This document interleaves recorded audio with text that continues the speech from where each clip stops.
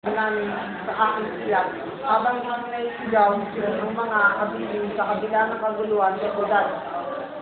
Ratatat ng masinjan. Natatakot. Pagkabot ng mga bomba sa malayo at patuloy na andar ng mga sasakyan. Ang kaling yon na isa sa maluluwang na lansangan sa Phnom ay isang agos ng mga tao, kotse, kareta, bisikleta, truck, motorsiklo, at ilang karetang puno ng tao at kagamitan. Naguunahan sa batot ng liwanag ng madaling araw. Ang ilang pamilya ay naglalakad, inaakay ng mga ama ang mga bisikletang puno ng mga kagamitang pambahay. May kilik namang bata ang mga ina.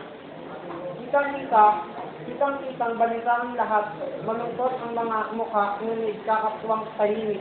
Waring hindi natural ang pagkapatensoso ng mga nagmamaneho ng kotse. Sumasabay sa lakad ng mga tao nang hindi man lang bumubutina. Isang bagay na hindi mangyayari noong nagsisikip ang traffic sa Phnom Penh. Ilang araw pa lang ang nakakaraan.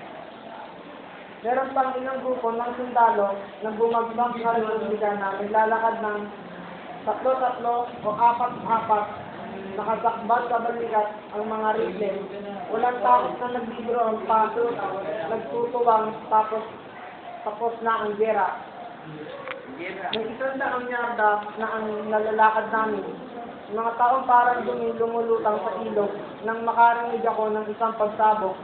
Sa gawing kanan ko, sa may kantong malapit sa aming bahay, isang balong-balong ng putok ang lumabas. Ilang minuto pa ay dumating ang mga ambulansya at bumbero. Nagtutunugan ang mga kampana at nagkikindatan ang mga ilaw. Umarang sila sa aming daraanan at wala kaming magawa.